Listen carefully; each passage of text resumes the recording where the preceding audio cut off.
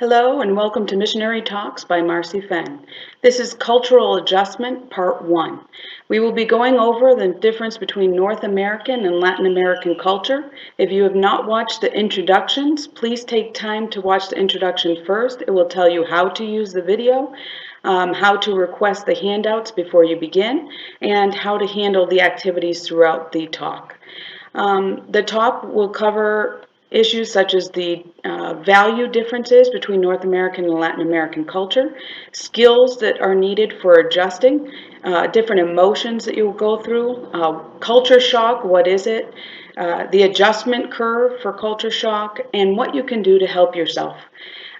It can be used for businesses, for jobs, in the classroom, for a teacher, and for the students, for people doing volunteer work, for ministry, for if you have a mixed staff between North Americans and Latin Americans, you can do this with teams as they're coming in to serve alongside you. You can use it for married couples. If you have mixed couples, it's good for people moving to a foreign country or dealing with people in their country, foreign exchange students, everything like that. I work mostly with missionaries, and I live in Honduras, so a lot of what I'm going to talk about will relate directly to that. If I use Honduran instead of Latin culture, just know that I'm talking about Latin culture and that it will still apply. So basically, a missionary will come to a country, and it's because they want to live in that country. They want to serve those people. And so if we can understand the differences and the values between North American culture and Latin American culture, then we're going to be more effective to be able to show people God's love and to be able to minister to them. We want people to be the most open that they can be to what we have to say or what we're trying to teach them. And if we don't take the time to learn about their culture, and that doesn't mean just living there, but actually studying and learning about their culture and applying it to us, then we're not going to be the most effective we can be.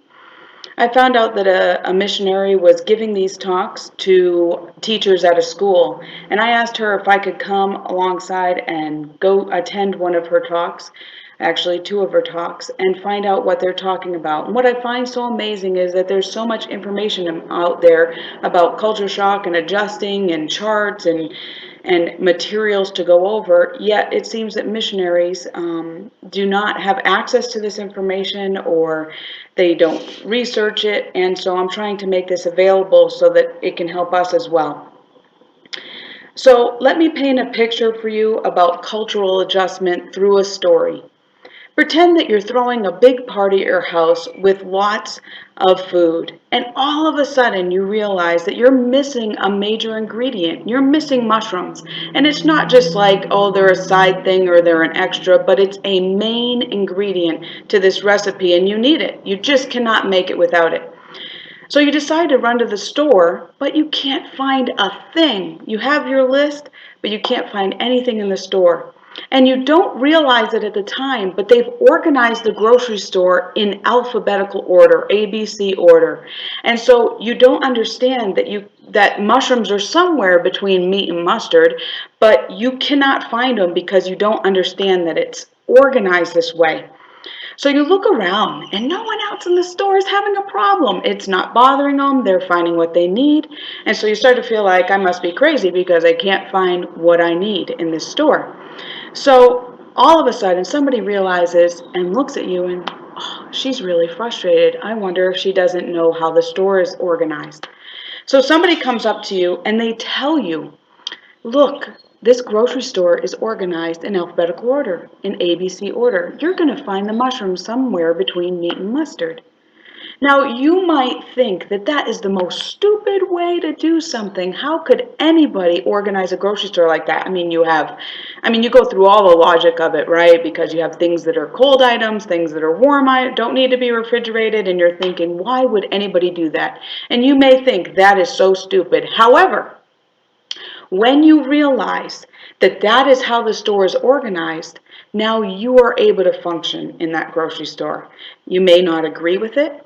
You may never learn how to appreciate it, but somebody has just given you a key to understand how to shop and how to find your items. And so you go over, and sure enough, there are the mushrooms between meat and mustard. So this story is explaining to you What is taking place when you are being confronted by a cultural value or a cultural difference? So we're going to cover 6 major value differences between North Americans and between Latin American culture. We're going to note some of the different conflicts, state some examples, and what we're doing is we want to work to appreciation of that culture.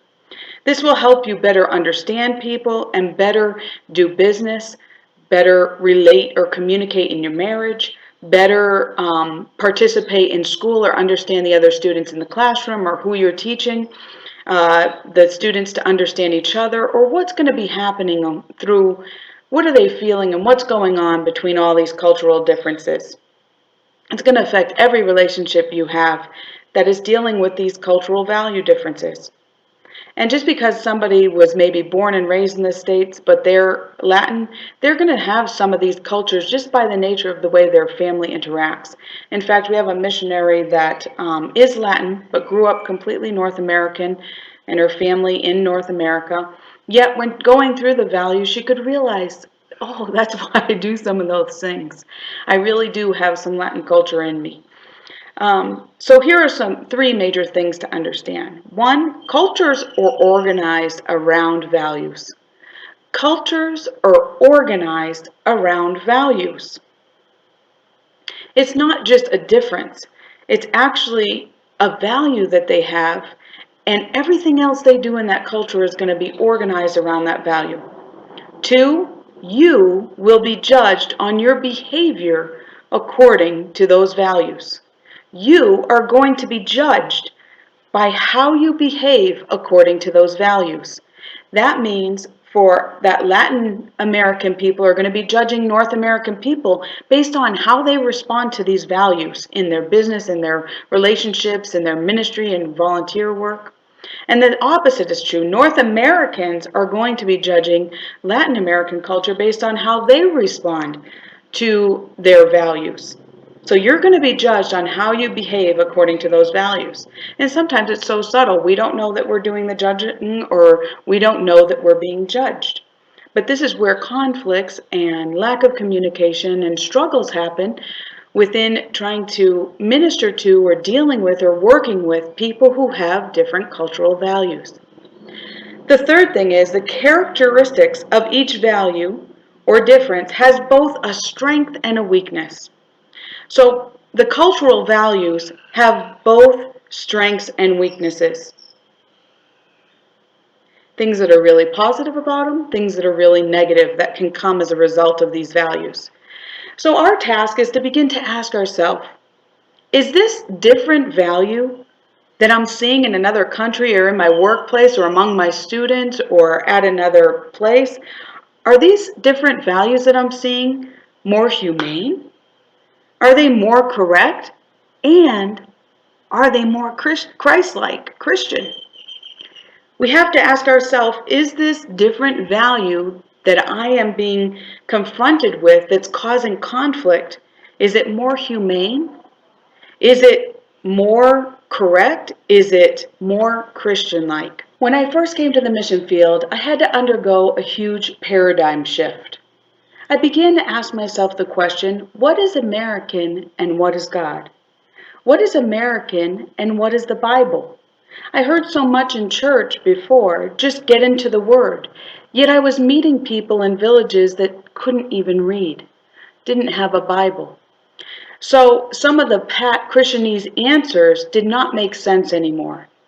I even took a week to have a relationship with God pretending that I could not read. What would my relationship with God look like? What I learned was how to just be with God when I didn't have the Bible or resources available to me.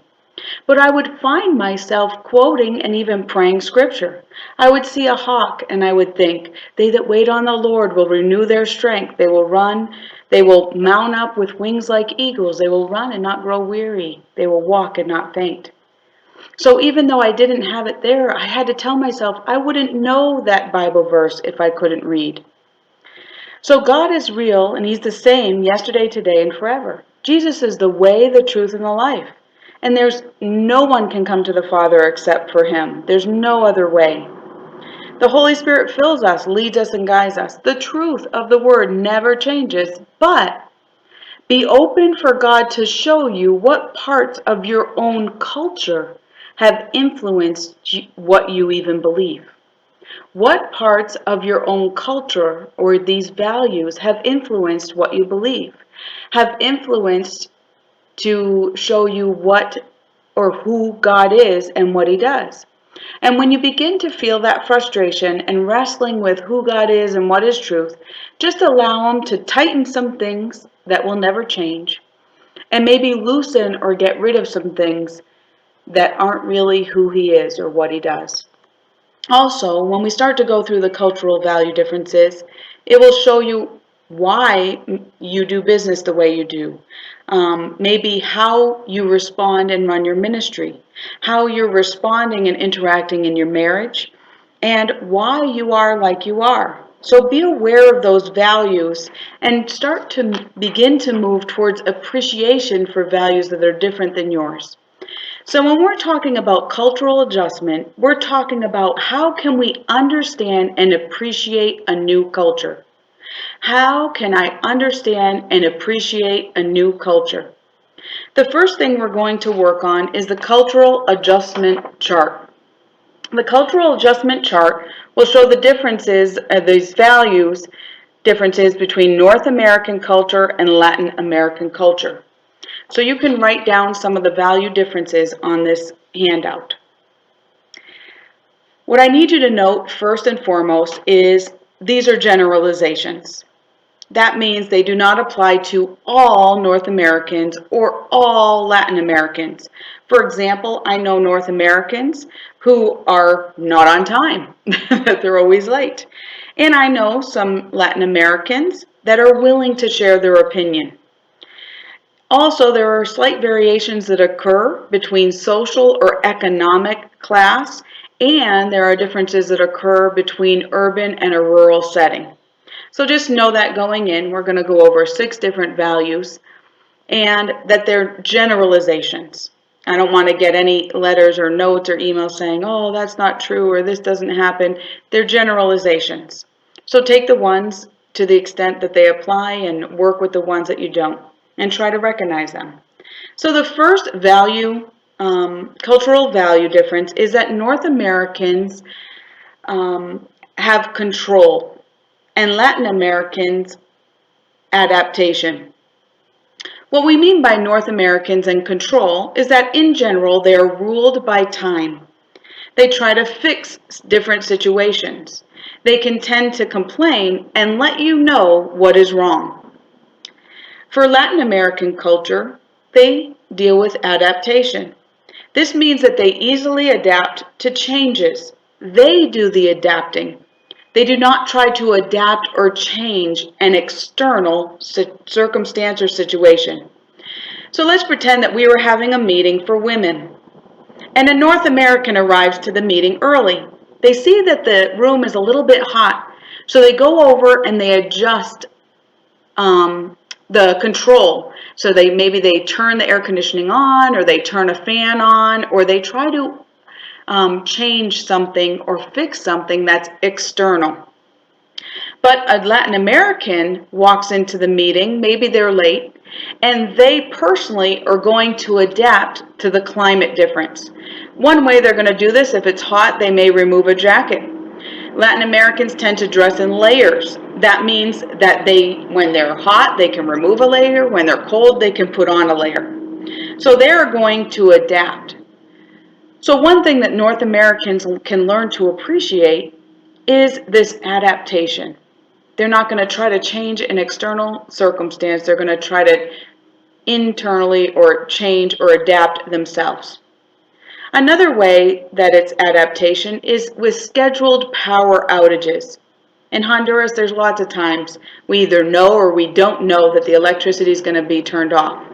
Now, when a North American deals with waking up and they put something in the crock pot and the electricity goes out for the whole day, they tend to complain or let people know what's going on wrong or try to do something about it, even though a lot of times there's nothing we can change. But what Hondurans or Latin Americans will learn to do or do just naturally because of a value is they'll get a gas stove instead of an electric stove, or they cook outside with wood, or they know to shower early, or they change their hairstyle to be able to adjust, and they learn how to eat cold foods in case they can't heat it up, and they might buy candles. So there's a certain level of we can learn to appreciate this adaptation of that when something externally happens in a situation, they can easily adapt. Another example is during Hurricane Mitch in Honduras, lots of families lost their homes. They moved in with relatives. And so a missionary was living with a family when all of the family members came to live in the same house. Now, this house had 2 bathrooms, one was working and one was not. The family was just adapting to the situation with having more people in the home, but just this one bathroom. So the missionary suggested, hey, why don't we fix the other bathroom? We have double the people or triple the people living here now, and it would help and benefit us all if we had 2 running bathrooms. So the Latin American culture was able to appreciate this sense of control or this fix because they saw the benefit of having 2 working bathrooms with all this additional family living in the house. So there can be a move to appreciate some of the control or some of the fixes that people want to make. Another example is one missionary explained how he learned to love the driving here in Honduras. He says, when I need to miss a pothole or something in the road and I pass over into somebody's area, the other drivers move and they don't care if you cross the line. They adapt to be able to let you pass or come into their lane. See, so in North America, we have lines, we have rules for a reason, right? And our control says, you stay on your side of the lane and I'll stay on my side of the road. That we'll both stay in our own lanes and we won't adapt. But the way that this missionary had learned to adapt driving in another country was to realize every time they're moving, they're adapting. So we sometimes joke that there's not 2 lanes, there's 3. But if you have to save your car or move, for the most part, I mean, there's always going to be people or taxis that beep and do at you while you're driving. For the most part, I can learn to appreciate moving over. And then in turn, instead of responding with beeping my horn or getting all mad or with feeling this sense of control coming up from my culture, I can maybe learn how to move over for somebody else when they need to pass or when they need to get by or they're trying to save their car.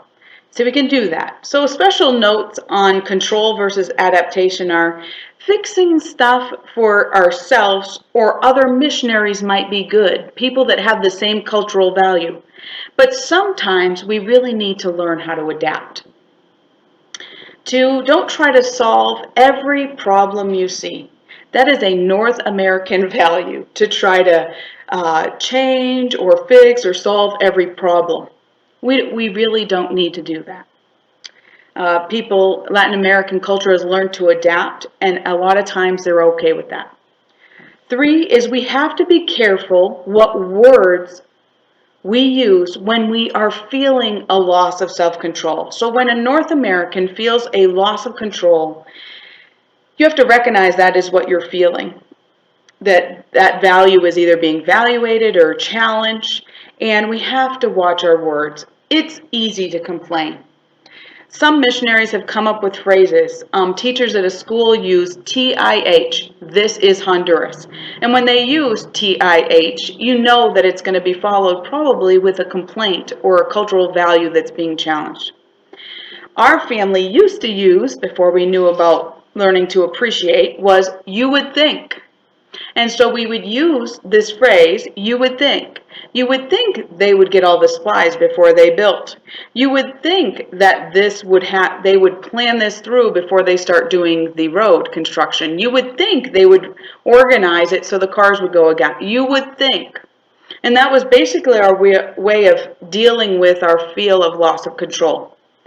So what is really going on when a Latin American is being faced with a North American who's controlling and not adapting, or vice versa, is Well, for the North American, you're feeling loss of control. And for the Latin American, you may feel like you're being controlled because the other people are not learning to adapt.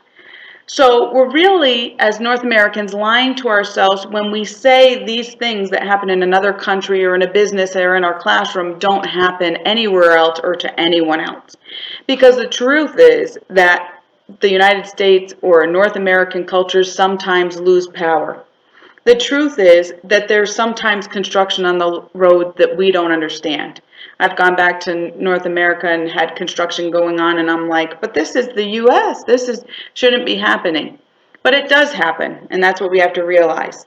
So complaining does not mean that we're gaining control of the situation. What it really means is the situation is controlling us.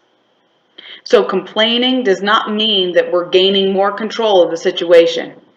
What it means is that the situation is controlling us because we're saying this is Honduras, or if I was in the States, if we were in the States, in the States, in the States, in Canada, in this business, in this ministry, we do it this way. No, we have to learn to appreciate the other culture. The second cultural value difference is that a North American is very task oriented and Latin American culture is very relationship oriented.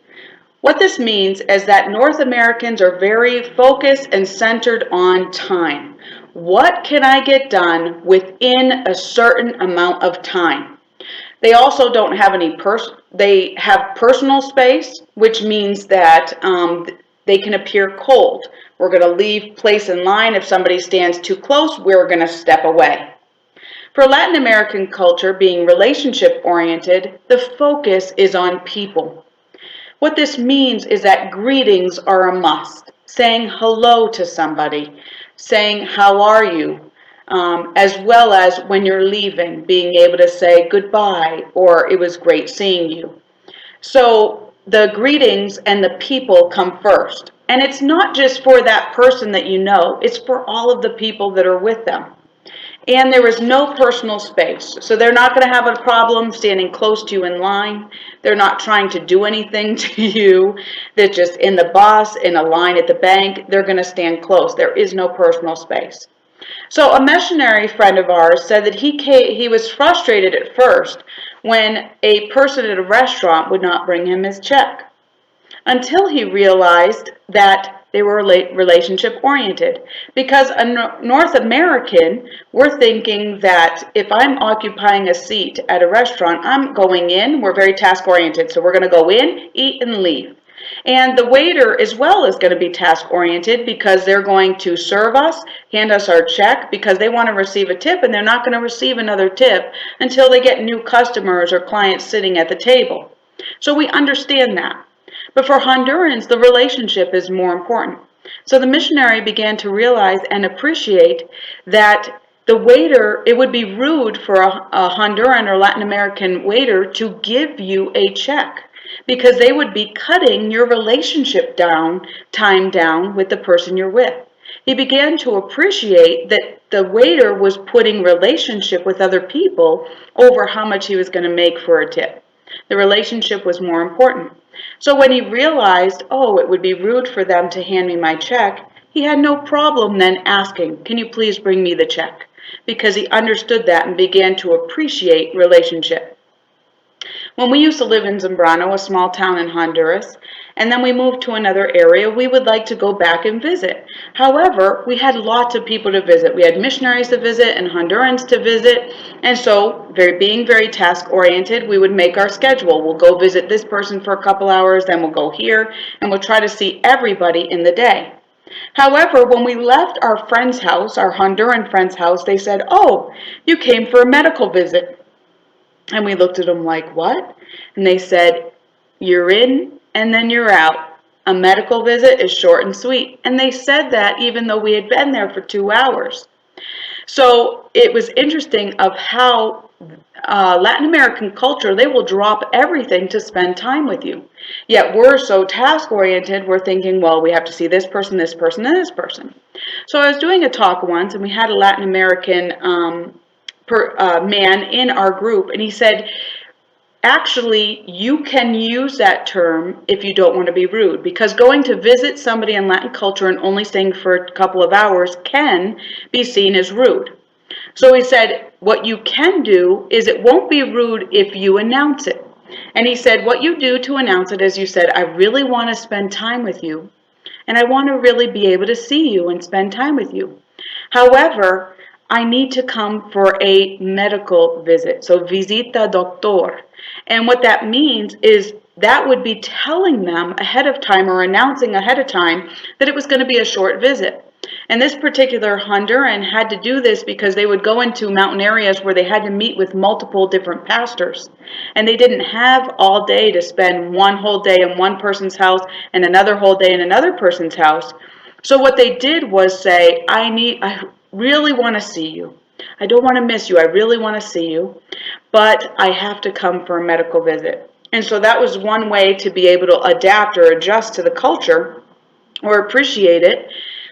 They could appreciate the fact that the North American could only stay for a couple hours, yet the North American could appreciate the fact that I'm going to say something and announce ahead of time so you know that I'm not being rude by not staying all day. Another example is one missionary actually grew up in Latin America, so he had the opposite problem in a meeting. But what this does is it's able to show you how the Latin culture feels when this happens. So this is what happened. The North American, with his Latin American upbringing, went into a meeting. And the North American began to start with all the tasks. This is what we got to get done today. And the missionary said, good morning. And the boss just kept going through his tasks, okay, and began to continue the meeting. And the missionary replied, good morning. And he kept doing this several times until the boss finally said, look, we have a lot of things to get through. Why do you keep saying good morning? And he said, won't you listen to me? So this is how the missionary replied, not until you greet me. Any decent person would greet a person before telling them what to do. Now, in Latin American culture, they're never going to tell you that in a meeting. They're not going to say good morning and keep saying it and indicate and let you know that it really hurts their feelings or bothers them that you're going to start and go through all these tasks without asking me, saying hi to me and asking how my family is and asking how I'm doing before starting with your whole list of to-do things.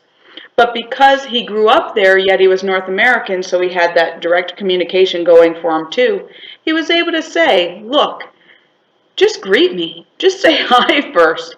And actually show how a lot of Latin American people feel when we just get into the classroom and start teaching. We just get into that missionary work and start. We just start the service when they're just looking for you to say hello. There's actually been a lot of other stories that were brought up in these talks about people that would be offended or think that North Americans didn't like them because when they walked into the house, they walked right through the kitchen and didn't even say hi. And it doesn't take that long to do. It doesn't take that long to say, hello, how are you? And then the other person knows you're not mad at them, you're not avoiding them, you're not being rude, and you can continue with the tasks that you need to do. So somehow we need to slow down and learn to realize to appreciate greetings. When a Latin family grew up in the States and they moved back to Honduras, they actually had to train their kids how to come and greet people when they came to the door. So every time somebody came to the door, they would run into the other room, get their kids and say, come on kids, somebody's here. We need to go greet them at the door. And all their kids would come out, say, hello, how are you? And then they would be able to go back to the other room and play.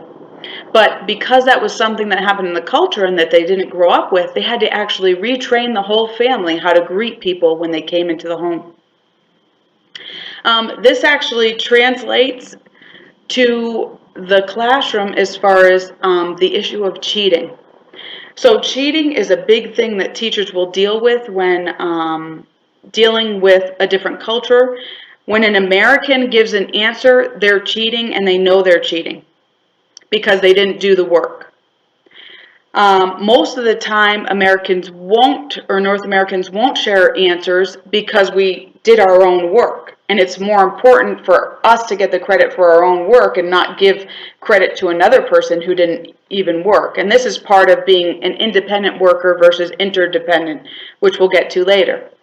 But when a Honduran is giving answers, it's not just about cheating. It's about relationships.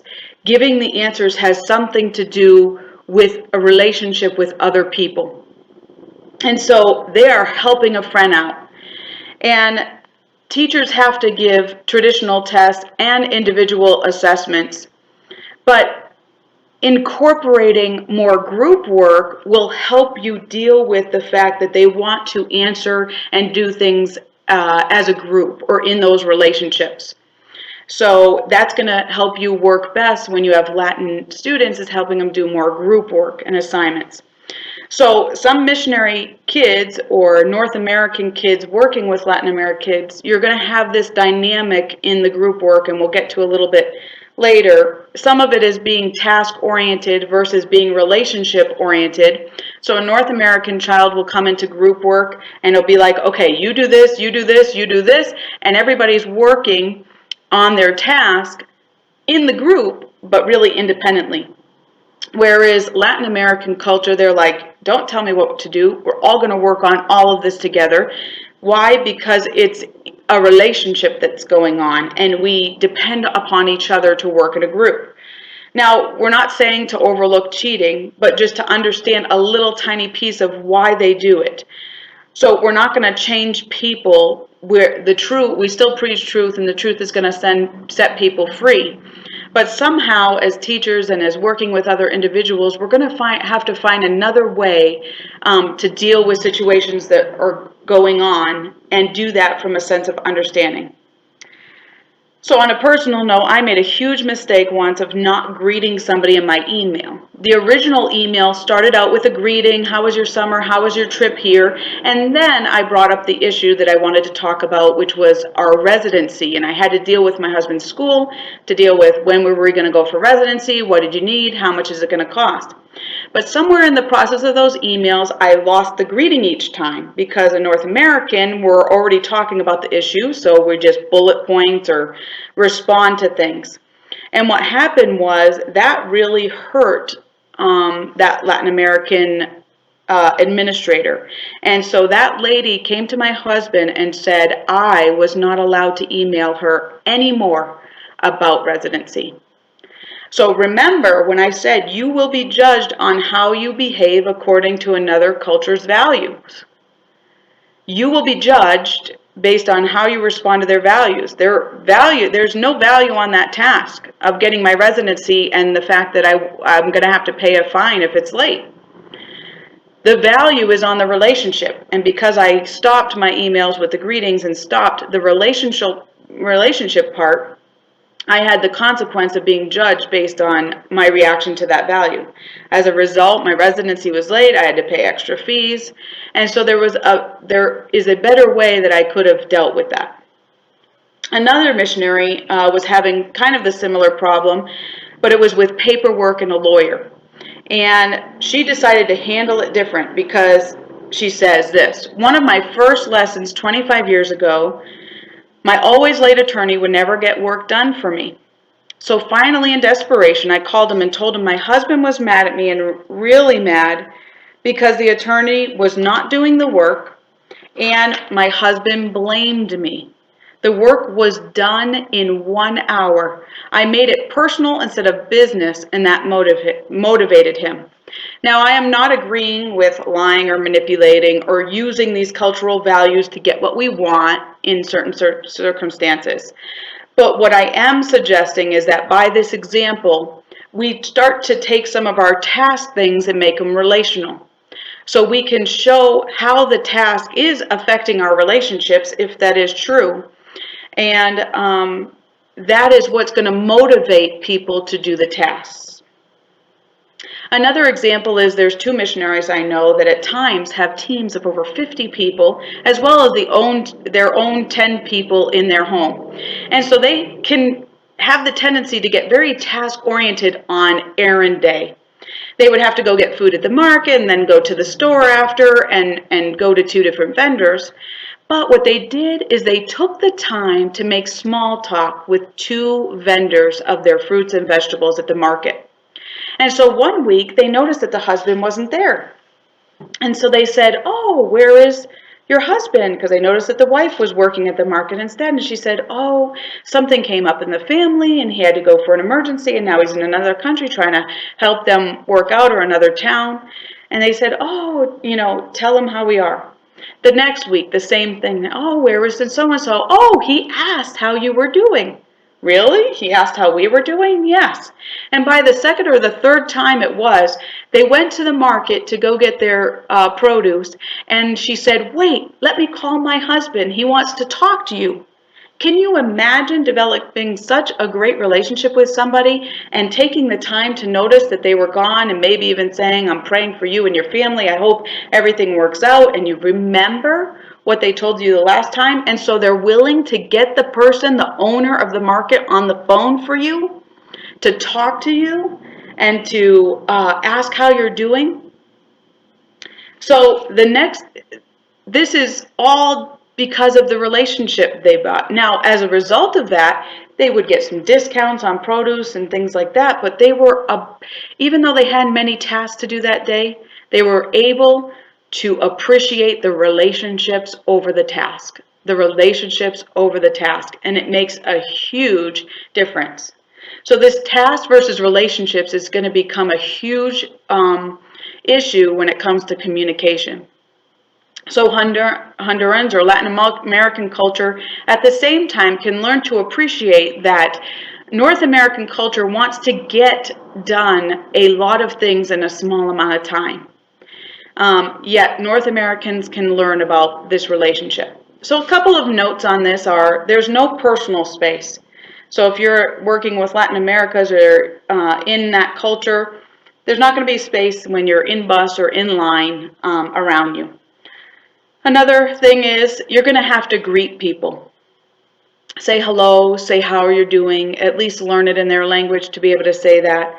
And also be appropriate in your greetings. So a careful hug or a high five and a punch in some cultures with the boys. And your greetings are going to include in your paperwork, in your emails, in all your communication, not just at the beginning of a meeting or the beginning of a class. Learn how to make small talk and ask people, talk about the weather, or ask about their day, or talk about something, ask about their family. And watch the guy and girl thing, especially with teams coming down and showing affection. Girls that are around 13 to 15-year-old sometimes are looking for a man twice their age, and an older man is sometimes looking for a girl half their age. So we have to be very careful that our hugs are appropriate. If I wouldn't let somebody in my Sunday school class, a 13-year-old kid, sit in my lap in North America, then it's not appropriate in the Latin American culture as well. It can be interpreted a lot different. And so you want to be very careful that at the same time you're greeting, like a lot of women will hug and give you a kiss on the cheek, that you just watch and guard yourself for those things. Also, teachers, do you need to greet every student as they enter the room? No, probably try to make a habit to try to greet certain ones and change it up. Or you can begin every class by saying good morning. And so especially even at the junior high school level, where a new class is coming in every day, every class is a new set of kids, take the time to greet them. Good morning, good afternoon, how is everybody doing? And then begin your class. You might find that just your greetings can change your whole day. The other thing is in schools in Latin America, there's not really a difference between the grade levels. This can be hard when you're trying to say, this is the senior class, and get them to do something when they interact with all the other kids. But on the other side, they don't separate. They can play with 8th graders and the 7th graders and the different classes. So when parents or kids are together, it's important for a teacher or a person to greet the entire family. So they might come to a teacher, meet the parent, and it's the grandmother, it's the maid, it's the whoever with the family, make sure you take time to greet each person. Another thing we could do is stop a task to interact with people. And if you do not have a relationship with the person, the task is not going to get done. So I know that in business or in mission work or volunteer stuff, there's things that we need to get done. But it's more important to develop a relationship with people, or the task will not get done. Try to make tasks relational. That's another thing that we can do. And in Latin America, wakes and funerals take priorities over everything else. If somebody does not show up for work or does not come to work and they say so-and-so died, that's it. It is a whole day event. One of the reasons is in some countries they're not able to embalm. So what typically will happen is there'll be the first 24 hours is the wake in the home. The family is required to do all the meals and all the food for anybody coming through. Friends and family and everybody are not only come through to see the body, but are kind of required to stay there all day and all night with the family. The next day, completely exhausted, they will do the whole entire funeral and burial. So it is just at least a 2-day, maybe a week, and other times during the year that they go back, and depending on the culture, what their practices are for going back and praying or mourning another time. But it takes priority. Not going is unforgivable. Not going to the wake or the funeral is an unforgivable thing. That is how much importance they put on relationship over task. The third cultural value difference is change versus status quo. So the North American consider change. They think that change is good, and actually that change is producing progress. So change means progress. But to a Latin American culture, status quo is a value. That means they resist ideas for doing things differently. They're going to resist. They're going to change slowly. It's going to be a process that's going to happen over time. So what happened is, at one school, there was a teacher who kept noticing that the cleaning ladies had to put their hands in filthy water as they cleaned. So they would go and put their hands in the water and for the mop, and he just thought, man, there's got to be a better way, progress, change. There's got to be a better, easier way. So what he did was, out of his own money, took money and bought them some buckets with the rollers attached, and that was that. I mean, change is good. Here you go, have some buckets. Years later, when they were doing renovations on the school, they found all 5 buckets in the attic completely unused.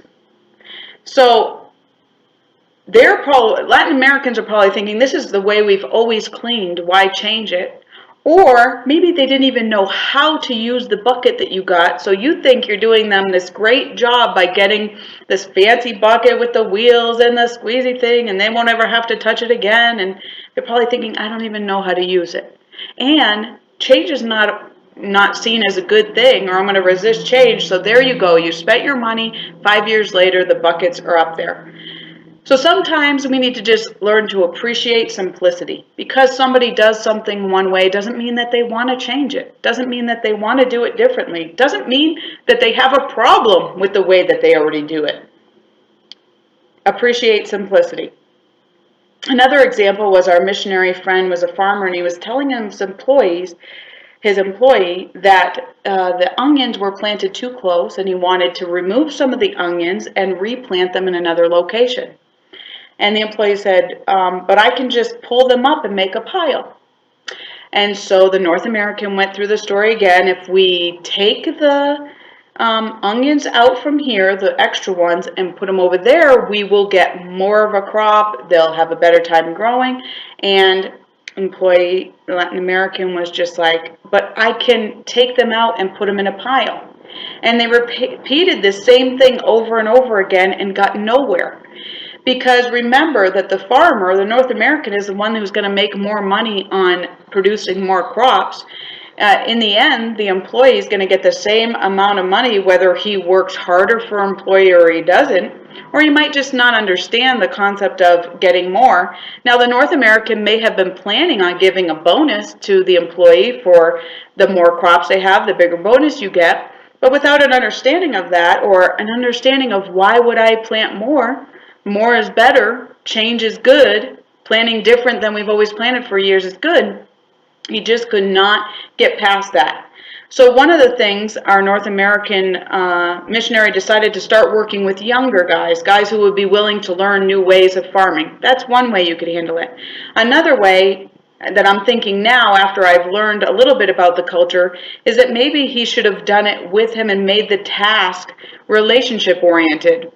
So because they're not going to want to change, and because the status quo, that's the way we've always been doing it, is going to rule out, maybe that would have been something they could have done together. But also finding people that are willing to change is sometimes necessary, which is why a lot of people come down and say, oh, we have to start with the kids, or we have to start with schools or education. And everybody has their reason for why they do what they do.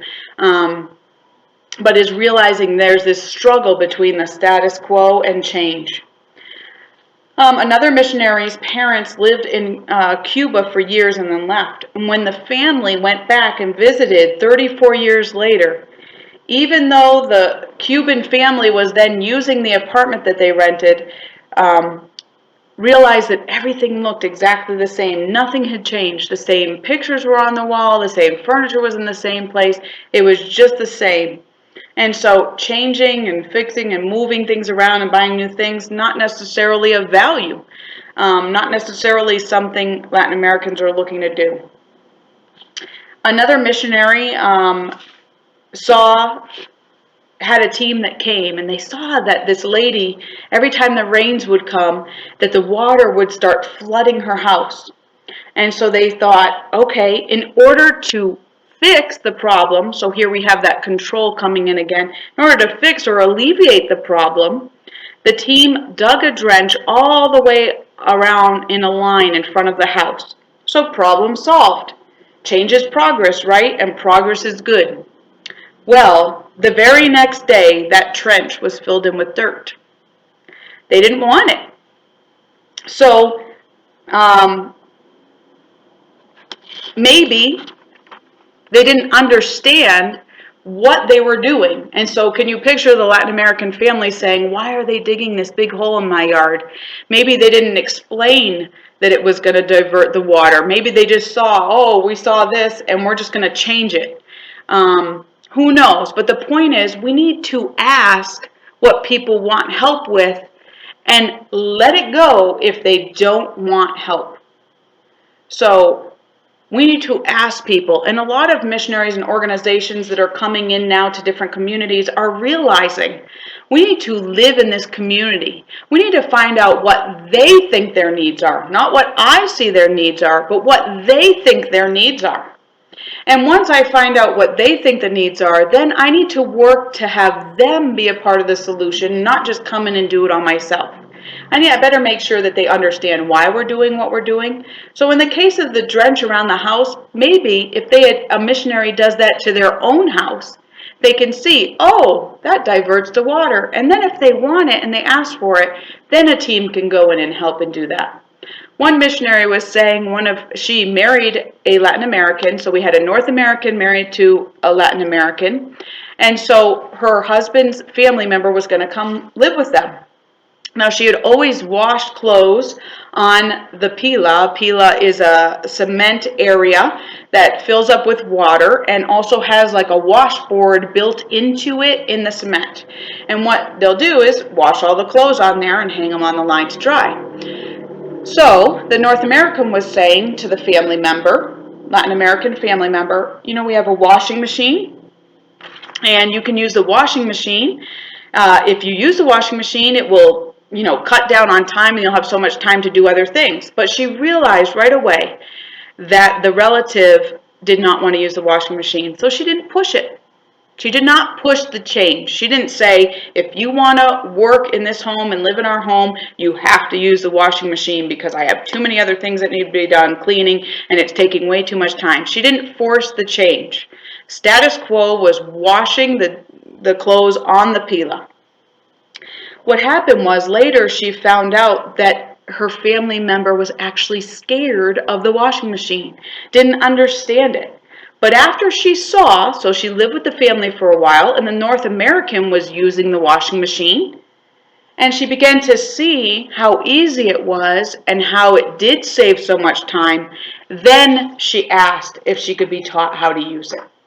And I think that's the real key here with control, seeing change as positive, as well as part of that control of wanting to fix things or make things easier, and all that progress is good and we need it. Is she just took a step back and waited until the family member could see her using the washing machine, could see the value that it did, and then she asked how to use it. I mean, that could be scary. I stick the things in the machine, it goes around, and what if something happens? So we need to appreciate that status quo of them being a little bit slow to want to change things. And at the same time, they can appreciate that some of the change we bring and some of the things we want to bring to help them or make something easier. So one way that the Latin culture appreciated a North American change and saw it as good is we were living in a house where we had the pila, the cement square that filled up with water, as well as a huge water tank. So gravity fed, and so what would happen is the water would come down from the mountain, and it was supposed to fill the pila, the basin of water, and it was supposed to shoot up into our tank.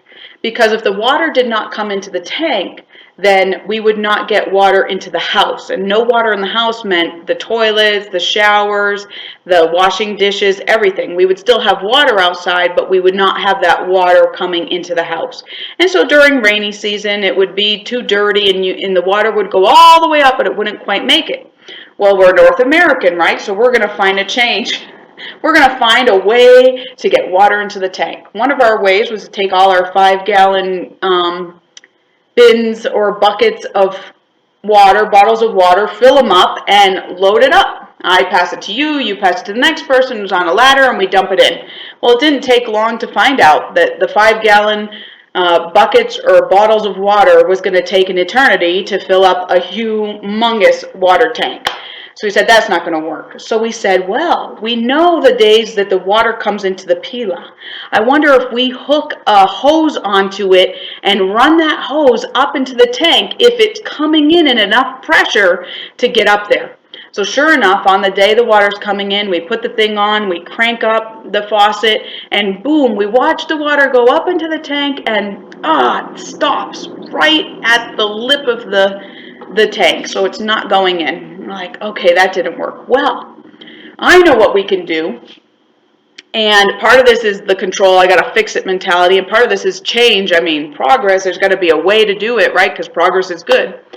We said, I wonder how much force the washing machine has on the spin cycle, the rinse cycle. So we said, let's load up the washing machine with buckets of water, which, by the way, it takes a lot of buckets of water. And we'll, once again, hook up, have the hose where it's going to, after the rinse, it's going to, or spin, it's going to shoot all the water out. And we'll hook that to the other hose, and we'll get water in the tank. We did that, turn it on, water starts shooting out. Sweet, this is going to work. It goes all the way up to the top and misses it. It still will not go over the lip. And we're like, oh my gosh, can't believe this. So we had talked to the guy that watched our house, that did the fixes on our house or whatever, handled the rent money, and we said, look, there's been times where we've gone 2 weeks without water in the house. We have to lug everything in. That means no hot showers and everything like that too. And time, the kids having Dad, I need a new bucket just to wash the dishes. I said, what can we do? Is there a motor or something that we can use? So after saying this for a couple years, I'm talking 2 years, finally he agrees he's going to go get us a motor. So he comes over and he fixes with the PVC pipe all the way up to the tank, puts in the thing, explains to me you can only run it for 15 minutes. If you run it more for 15 minutes, you could blow the motor. Number two, if the water gets this low in the pila, so you're going to have to stay there and watch the water. If it gets this low, you're going to have to turn it off because it's going to be sucking in air and all that. No problem. So here we are. We're ready for the big test. Everything's hooked up. The pila is full of water. We're ready to push the button. We push that button, and in 15 minutes, it emptied the pila and filled the water tank. After 2 years. And we're thinking, look, you know, we've been going without water at these different periods of the year where it's so dirty it won't fill up there, or for some reason it doesn't go up. And it was solved by, pushing a button for 15 minutes. It's just the way we think. It's just whatever. Well, this Latin American's eyes got so big. And when he saw how quickly we were able to fill that tank, he put one in his own home. So, even though status quo and doing things the same seems like they're never going to change or never do anything different, they will. They will. For the things that are important, some things we just have to appreciate the simplicity. If they want to go without water, or want to do things a certain way, or want to sweep water out of their house instead of divert water, that's fine. But when it comes down to it and they're watching you and all of a sudden they start using the washing machine, or all of a sudden they realize, oh my goodness, my family goes without water too, I'm going to buy a motor and run my line up there, and I'm not ever going to go without water in my house too. Well, there, we learn to appreciate each other. So they can appreciate change, but just don't force it. So a couple of notes. Don't get offended when good ideas for change are not accepted enthusiastically. They're not going to show outward excitement of change. Two, once again, fixing or changing something for yourself or other missionaries might be good, but sometimes we need to let go of what we think progress is. People have been living simply without electricity or without enough water or without certain things at certain times, and sometimes they don't need it. They're content. They're happy. They don't need the fancy bucket in order to wash a floor. So we just have to be really careful with that. Fixing and changing can be fear or pride, and can cause fear and pride, that we're trying to be better than them because we want to change the way people do things. Also, three, another note is Hondurans or Latin Americans, they're watching you.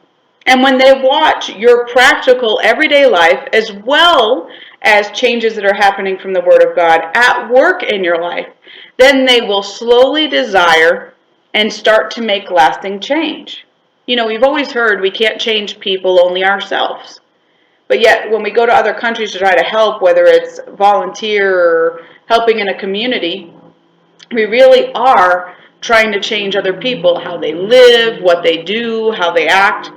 But really, we just need to live before them. And the things that they're supposed to change, or back to the question of which thing is correct, which thing is more Christian-like, which thing is more humane. When we see that in each other, we can do that. And the last note on this part is learn to appreciate simplicity. Learn to appreciate simplicity. The fourth major cultural value difference between North Americans and Latin American culture is this concept of time. Definite time versus undifferentiated time. So for North American culture, we have definite time. When we use phrases such as our watch or the clock runs, time is money, time flies. We use all these things to represent when something starts and when something ends. When we send our invitations for parties, we have a start and an end time. When I know what the end time is, I'm going to leave. When I show up somewhere, if you're a North American from the northern part of the country, you're probably being on time is being 10 minutes early, because coming right on time is even late. Other people being right on time, but the concept is true, and still remains that it's this definite time that we work within. For Latin American culture, the undifferentiated time is even in the phrases such as time walks, tiempo camina. It's even in the concept that there's more time than life. What does that mean? That I have plenty of time to get everything done that I need to get done. Now, it might not happen in the time frame that you want, but there's plenty of time to get it all done.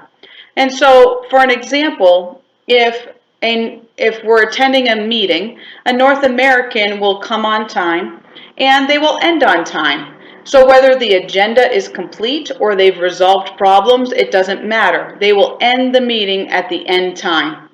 On the other hand, for Latin American culture, they may start the meeting an hour late, 30 minutes or an hour late, come in and greet people, spend that time in relationships first, and at the end of the meeting, they're not going to end until they resolve that problem or until they get through that agenda.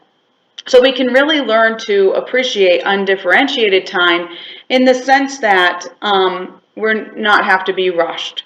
And on the other hand, Latin Americans can appreciate the fact that, you know, they know exactly what to expect when they come to a meeting, that it's going to start and end on time. Another example is when people show up early to an event. So let's say a North American shows up early to an event. We might pull out a book to read or use our smartphone to try to check stuff and get things done and use our time that way. The difference is that a Latin American person, if they show up early or for some reason things are not happening on time, they will use that time to socialize, to build relationships with people. So one thing we can learn to appreciate is that when we're waiting for a dinner to start or waiting for the bus to show up, we can spend that time, you know, making small talk with people or building relationships with people, spending time with people. Another example is dinner times or having dinner over somebody's house. A North American will have dinner pretty much ready by the time their guest shows up. And when you come in the door, there may be 5 to 10 minutes before you're actually sitting down eating the meal, because we invited you over for the meal and it's all about the dinner. So we're not going to have you wait for dinner. On the other hand, in Latin American culture, it's very common to be invited to somebody's house at 6, and when you show up, they haven't even started making the meal yet. And so you're probably going to eat an hour later, an hour and a half later, maybe 2 hours later. You know, be prepared. If you have kids, have them eat a little snack first, because when you show up, it's probably the meal's not going to be ready. But remember, it's all about relationships. So that whole beginning time is the time that you spend talking to them, asking about family. There's also a little bit of a difference in the kitchen. When you go into a North American's home and you politely ask, "Can I help?"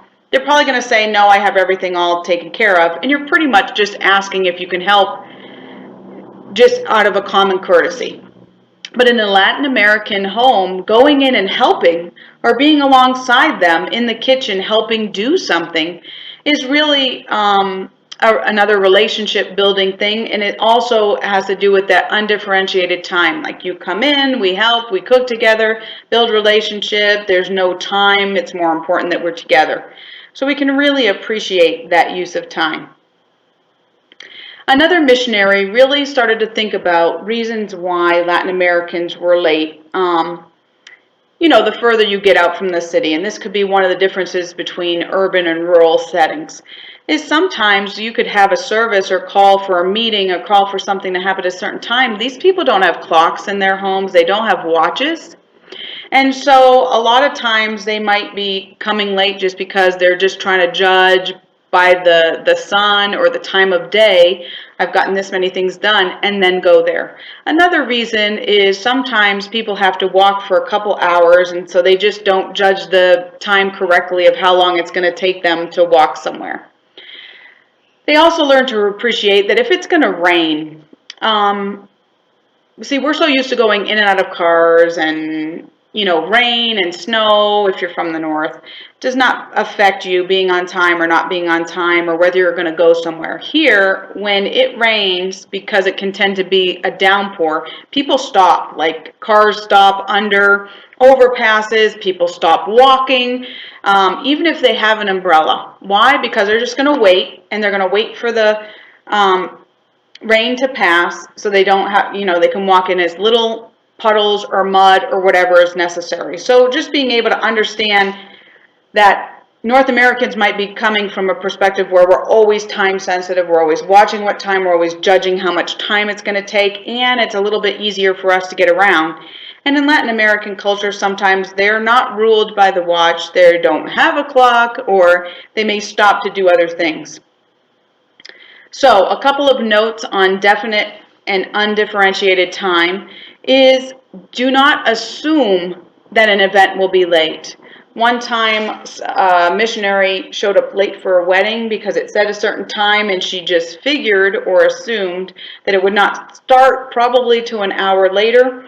And so when she showed up, she actually missed the service part of the wedding because she made that assumption. So don't assume that it's going to start late.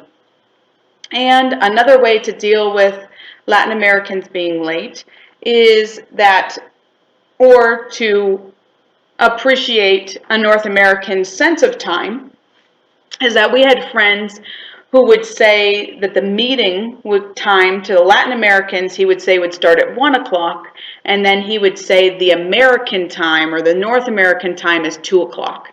And so basically what he was doing was telling the people 1 o'clock because he really wanted to start at 2. So he was making that leeway for them. And then he would tell us what time so that we wouldn't come there and be sitting for an hour thinking that it was going to start and be waiting for it to start. So there's different ways you can handle that. Different people have different concepts of that. You know, Latin Americans do have to learn time when they go to work on time and show up at school on time. So some people believe that, you know, having them show up for meetings on time or having them start on time is more important or something that they would like to teach or train or discipline, a discipline they should have. Other people make the adaptation and give them a different time to come. If they want something to start at 2, they tell them to be there at 1, or vice versa if they're talking to a North American. So it's learning to appreciate just not having to rush and just kind of slowing down and going with the flow a little bit.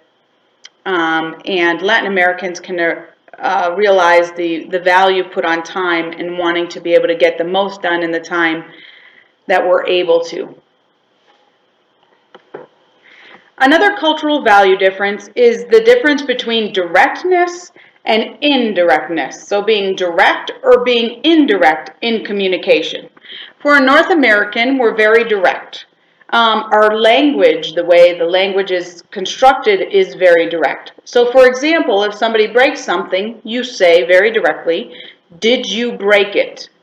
And you know, we're okay with that. Did you break it? Yes or no, and then we'll deal with it later. It's very cut and dry. So a lot of times, too, North Americans will just answer no to everything. Can you go there? Can you help with this? Can you do this? And our first reaction is no. Or if you're really, you know, in the church, maybe you'll say, I'll pray about it. But basically, we're very quick to say no first, think about things, and then make our decision later. Sometimes coming right to the point and being direct can appear very rude. Because in contrast to that, in Latin American culture, their language is very indirect. That means that even the way they phrase things, you don't say, "Did you break that?" or anything like that. What they do is they use wording that basically translate to, "It broke itself." So did you break that? No, it broke itself. I mean, even in relation to the car or even in relation to dropping something, it broke itself. So Latin American culture, they're not going to say no or I don't know. And this is going to be very, cause a lot of problems in communication because we're going to be North Americans are going to be asking very direct questions. Did you do this or you do this? Yes, no, I'll be there, I won't be there, expecting these kind of responses, yet we're dealing with a Latin American culture that does not want to say no or I don't know. So what are they going to answer you instead? They might say something like mañana. When are you going to do that? Mañana. Now mañana can mean tomorrow, it can mean any other day, or it can mean never. It's just a polite way to say some other time, or even to say no. They're not going to say, no, I cannot do that. Another phrase they might use, if you said, can you do such and such, and then they didn't say yes or no, but the next day you go to say, oh, do you have that paper and they might precede it with this, fíjese que.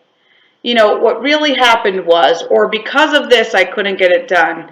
And they're going to use this phrase, and after that phrase, it's going to basically mean I didn't do it. Another thing is they may say si posible or si Dios permite. So if it's possible, so are you going to go to the meeting or are you going to get that done? If it's possible, if God allows it. And that could mean yes or no or maybe. And it's very unclear because they do not want to answer no or I don't know. So another missionary posted on one of our groups, and I thought that what she wrote was a good explanation, but also took it to the next level because she was dealing with a Latin American that not only could not say no or I don't know, but was actually shunned or disciplined for saying the words I don't know. So here's what she put. I have really struggled with the fact that if I ask a Honduran for information that he or she doesn't know, it is likely we will receive a lie in response. Recently, while holding that one before the Lord, I felt He showed me that it's bad manners here to put a Honduran in the position of having to say, I don't know. So I've been trying to find ways of asking without putting people in that position. Interesting. Last night, I asked a Honduran friend about that, and she said it's true, and that her mother used to punish her for saying, I don't know. Pobrecita. She admitted that sometimes when she was younger, she used to use it as an excuse for not helping people when she was feeling lazy. And she said that being helpful is a very high value for Hondurans. I am coming to understand what the root is behind the lying behavior, and I'm feeling more understanding of people while knowing that they also need to find ways to avoid lying. So what she was doing was appreciating at least the reason for the indirectness. So if you know that somebody's been hurt because, their parents punished them if they said, I don't know. I mean, in North American culture, we say to kids, we say to students, we say to people, if you don't know, just say you don't know. There's no negativity on the fact that somebody doesn't know something. We would rather have people say, I don't know, than tell me a bunch of baloney or feed me a lie or say they're going to do something they're not going to do. We just rather have them do that. But if the Latin American culture is that I'm going to be not helpful, if I say no to you or I say I don't know, I'm not being helpful, and part of my whole value and culture is that I'm helpful. And I can't do that. And so unfortunately it comes across, a lie is a lie, but it's their feeling of not helping or not wanting to say no or I don't know.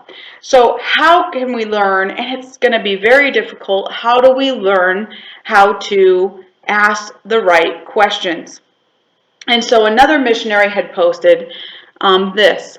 If I meet one of my girls passing in the street and say, hi, are you coming to group tonight? She will say, si Dios permite, if God permits or allows it. Since saying no would be an insult to me, or she might say, si. She'll say yes, even when she means no. Now, I find ways to ask questions that are not yes or no, such as, what are your plans for tonight? I have never yet had one say youth group and then not come. They still hate saying, my mom wants me to take care of my sister, or whatever the thing might be, but they say it. Understanding the culture, not changing it. Changing how we think and how we ask questions or do things. Remembering that people are more important than clocks. So what I thought was cool about what she did was, she said, what are you doing such and such a night? This allows somebody in a Latin culture, they don't have to answer no or I don't know or I can't go. They don't have to answer that. But it gives them the opportunity to say, oh, my mom needs me to stay home and watch my brother. Oh, I have such and such. And you are getting your answer. They're not going to be at group that night. You're getting your answer. You're just getting it by asking an indirect question. Recently, I went on a brigade, and I noticed that while we were working with doctors and dentists, that they would ask very direct questions. So I went back and asked a Latin American if they had some kind of list of how to ask questions at medical and dental brigades that we could give to teams coming down. For example, if you ask a little kid, do you brush your teeth every day? They're going to look at that doctor or that dentist and say, yep. Part is, I'm sure a North American kid might do that too because they don't want to get in trouble, right? But in a Latin American culture, you have the added thing of, here's an adult, I have to be helpful, I can't say no, I can't say I don't know, so I have to say yes, even though it's not the truth. And you could even feel and sense them pausing because they don't want to lie, but they also cannot answer the question. And so we started to think of other questions that would be better, such as, how many times a week do you brush your teeth? Or how many toothbrushes do you have? Or, and if they say, oh, none, they're not telling you I don't have a toothbrush in my house. They're not having to answer some direct questions. So I'm going to be working with somebody to put together and be thinking about for your teams and maybe send them in of how we can have people ask questions on teams that aren't direct so that we can better help Latin Americans who are coming for help. A lot of times they will point to parts of their body and the doctors are able to find out what is really wrong with people. But it's interesting that if we're going to ask something that has a yes or no, a no answer or an I don't know, that we're going to be in trouble. So appreciate that the indirectness is really a Latin American's way of trying not to offend you, and it's their way of trying to be polite. Giving the wrong answer will always be a lie, but we can at least learn to appreciate that they're trying to be polite with us. Another example is a North American had a meeting for the new direction of their ministry. And half of the staff was North American and half of the staff was Latin American. And when it got to the place where they were asking for opinions, no one said anything. So the North American left the meeting and thought, wow, this is great. We're taking a new direction in our ministry. Everybody's on board. We had this meeting. Nobody had any problems with it. But when he left the room, apparently the Latin Americans continued to have a meeting or continue to talk. They started to say, man, we don't agree with this. We don't think this is right. This is going to cause this problems. We think it should be done this way. And so one of the ladies, who happened to be his secretary, came back and he's like, wasn't that a great meeting? I mean, everybody's on board. And she said, actually, not everybody's on board. And he's like, what do you mean? And she said, well, when you left, they started to talk about this, this, and this. Now, that Latin American was able to share the opinions of the group because the North American didn't know which opinions were specifically hers and which were just part of the group. So she was able to share what the group had talked about, whether it was what she said that was negative or what they said was negative. And what happened was the North American found out that the ideas that the Latin Americans had were actually better. But because they didn't want to say no in the meeting or say, I have a better way, he wasn't able to find out what those ideas were. So as North Americans and Latin Americans, we have to be more creative in our meetings and our ways to get opinions from people that they don't feel like they're saying no or opposing what we would like to do. Because sometimes their opinions and their suggestions are better. They've been living here longer, they know the culture better, they know the way people are going to respond to it, they know what kind of change is good or how to bring in that change. And we're not saying that you're changing what God has said to do. God said to do this and you're just going to do it. No, we're saying you're just going to include everybody in the how. In the how you're going to come across or how you're going to implement that new thing that God's showing you. So we thought of a couple of ways that how can we get these opinions. One way could maybe have the meeting, then leave the meeting and give them an opportunity, Latin Americans, to talk among themselves, come up with suggestions, and give you a sheet, and you won't know who they're coming from. Another suggestion would be to have an opinion box, an anonymous box they can drop different suggestions in. That way you can get their opinion, you can take the ones you want, or have it be a starting board to talk about it. One ministry was having a real hard time getting the boys to do chores and take responsibility for the things. They would have a meeting, they would say what needed to be done and who was going to do it, and they were just having so many troubles with getting the items around the ministry done that needed to be done. So finally, not even an effort of understanding culture, but they ended up doing it indirectly, was they said, here, you have the meeting. And they gave them a list of everything that needed to be done at the ministry. And they had the boys in the ministry, the Latin American boys in the ministry, come up with a plan and make the decisions on who was going to do what. Now, after that, they didn't have a problem with anything getting done around the ministry. Why? Because they decided who was going to do it, when they were going to do it, how it was going to be done. And so by default of not even knowing what they were doing, this ministry had them coming up with the solutions. They said these are the things that need to be done, and they were in charge of the meeting and how the meeting went and what things were going to be done. And it was just a completely different result. Probably because at the same time, they were putting relationship first over task.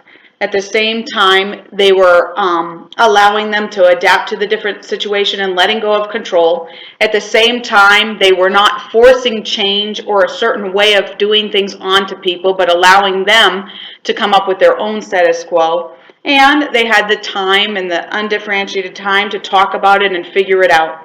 And it was able to be done in an atmosphere where they were being indirect and different things were happening. So amazing.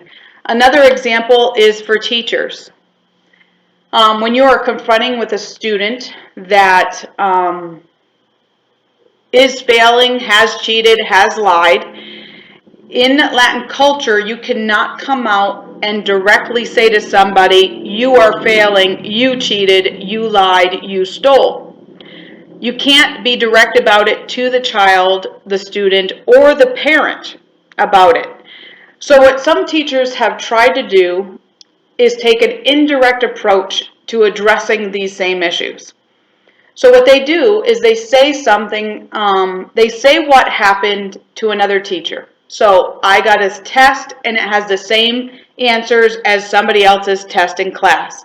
They explain it to the other teacher or the other parent, and then they ask the student to tell the other teacher or tell the parent what happened. Please explain to your parent or please explain to this other teacher what happened today. And what usually happens is that the Honduran or the Latin American will tell the truth because they are just relaying the story. So almost all the time, the child will admit to what they have done, the lying, the cheating, or whatever happened or stealing. They will almost always tell the truth when they have to say it to another parent or another teacher. But in that, you have never directly accused them of something. I know it can get a little bit tricky or can seem complicated. But really, have transparency in your meetings. Have transparency that you're working on things and you need help. And so we were talking to a Latin American, and he said, when you come in, even to the meetings, lead with questions. See, North Americans, we come in and we lead with statements. We lead with, this is what's going to happen, this is what it's going to do. The Latin American was suggesting, when you come into the meeting, lead with questions. Or, I don't know how to do this, can you help me? Or, this is a situation we have, what do you think we should do to help? You know, if you don't help me, I might mess this up. If you don't help me, I might not do the things right. And it's really taking kind of a back seat or a servant leadership type thing where you're having people be included in the solutions to the problem. It could be that we already know the answer, what we're going to do. It could be we already know the best way to do it. But really the bottom line is, who cares if we know the best and the right way to do something, but nobody's on board with it and nobody's going to do it anyways. So why not have people be part of the decision-making process or the solutions? Also, we were warned by somebody, we were warned by a Latin American that when a North American says to a Latin American maybe, that actually means yes. So if somebody says, oh, can you help me? If a Latin American comes to a North American and say, can you help me at this meeting, or can you help me do this? And we say maybe, the North American says maybe, that Latin American is going to think that's a yes. So it's better to either say no and then later help, or say I'll think about it, but I don't know if I can do it. But when it's nice to know that if you use the word maybe, they are going to think that is yes. Some notes on this section are: find creative ways to allow Hondurans to give an opinion without you there. So whether that's allowing time after the meeting or a suggestion box that they can do anonymously, find creative ways. Another note is don't take the lie personally. So if somebody gives you the wrong directions somewhere, because if you stop for directions in Latin America, everybody's gonna say they know how to get there. They're gonna point the direction you're supposed to go, and they have no clue where you're going.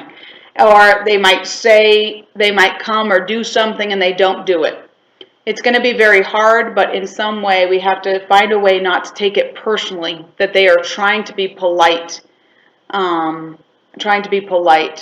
And in turn, over time, they might realize that just answering no is okay, that they might learn how to be a little more direct. But in the meantime, we can learn how to not take it personally and to appreciate the fact that they want to be as helpful as they can.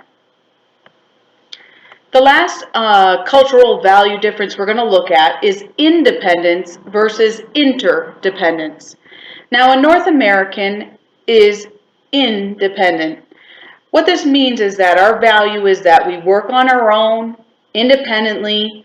We're responsible for ourselves with our work, with our job, with homework, everything. And when we think about things, we think about, how does this affect me individually? How is this situation, circumstance, job, whatever, going to affect me individually? On the other hand, Latin American culture is interdependent. They think, when they meet you, when you talk about who you know, do I have a connection with you? And they're trying to find that connection. Is our connection church? Is our connection work? Is our connection the people that we know? They're trying to find out, do I have a connection with you? Because they're all about togetherness. When a situation happens or something is happening, they think about, how does this affect the group? Not how does this affect me, but how does this affect all of us? How does this affect my whole family? How does this decision affect my community? How does it affect us all? Because we are all interdependent. We all need each other. So a missionary went to another country, a Latin American country, and she wasn't able to get her kids into a certain school. And she knew that all of the other people from the embassy or from wherever were able to get people in the school, but she could not figure out why she couldn't get her kids into this school.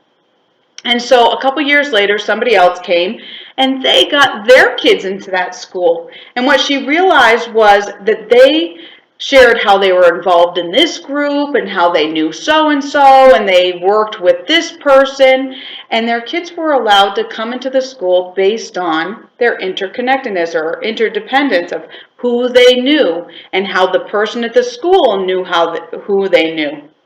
Now, this missionary could have done the same thing and said, oh, I know so-and-so and so-and-so and so-and-so, but because she didn't understand the culture of how important that was, who you knew, she didn't even think to use her connectedness to other people, her connections.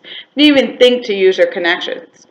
So, in a way, with dealing with Latin American culture, is to find ways of using your connections. I tell teams that are going out with somebody, well, your missionaries have been in that area for a long time. They know people, so make it clear to the people you're ministering to, oh, I know so-and-so. We're from their home church. Oh, we know this ministry. We know whatever. Oh, we've heard about so-and-so. We heard about your son. How's he doing in school? How's his scholarship program or whatever it is? But there's making that connection even in greeting people of, who do you know and how do you know them and how are you connected to me? That's what Latin Americans want to know. Another example is one missionary in the process of adoption was asked this question: what is your network of friends? Now, for a North American, with somebody going through adoption, we want to know, first and foremost, how are you going to afford and take care of this child? How are you going to provide the best schooling? What are you going to do for this child? But it's interesting that in Latin American culture, they're more concerned about who you know. Why? Because relationship is most important. What's most important for that kid is his network of family, his network of people. How are you going to provide that network of friends and families for that child?